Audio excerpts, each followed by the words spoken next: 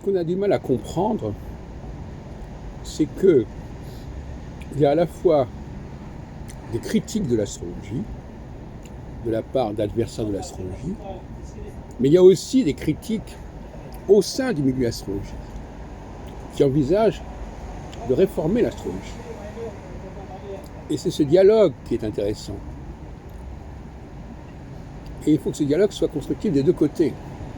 C'est-à-dire qu'il faut que les critiques soient constructives, c'est-à-dire qu'elles mettent en avant un certain nombre de points particuliers qui font problème pour l'astrologie, et d'autre part, qui est de la part du milieu astrologique, en tout cas de certains astrologues qui sont en pointe, on peut dire, des solutions, des réponses, des mesures qui sont prises et qui permettent de rapprocher les positions et les exigences. Jean-Baptiste Morin a été engagé dans ce genre de processus, puisqu'il répondait aux adversaires de l'astrologie qu'il allait réformer l'astrologie, qu'il allait proposer une nouvelle astrologie. Il disait qu'il travaillait depuis 30 ans, donc depuis l'année 1920.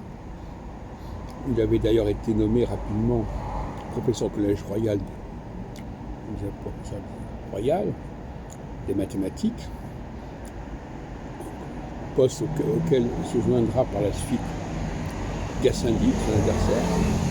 Donc on avait au Collège de France à la fois un adversaire et un partisan de l'astrologie.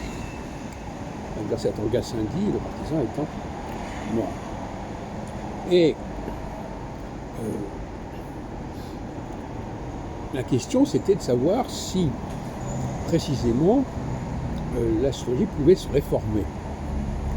Et j'ai signalé le travail d'une lettre de Barancy à ce sujet, interpellant Morin en lui disant, écoutez, on est très sceptique sur votre capacité, très circonspect sur votre capacité à réformer l'astrologie en profondeur. Et effectivement, il semblerait que Morin n'y soit pas parvenu, pas plus d'ailleurs que Eustache-le-Noble en 1797. C'est pour ça que quand Guinard parle d'une apogée de l'astrologie à la fin du XVIIe siècle, on ne sait pas très bien de quoi il parle. Et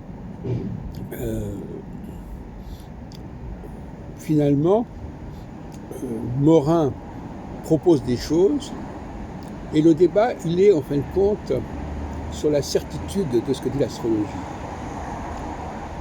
C'est ça la différence.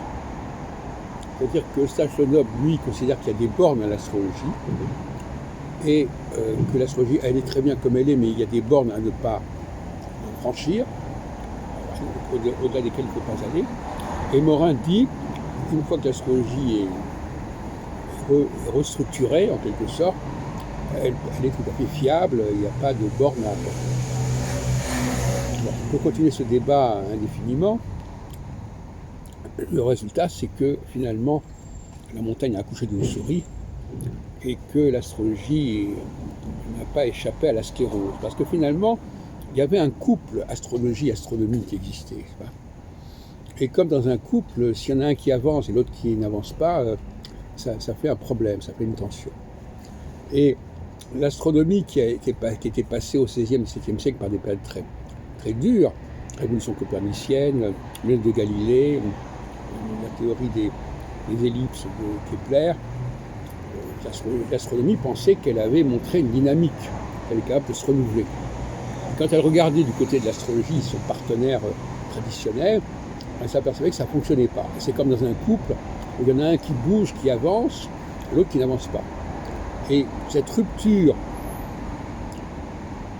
de rythme entre l'astrologie et l'astronomie est la cause du déclin de l'astrologie.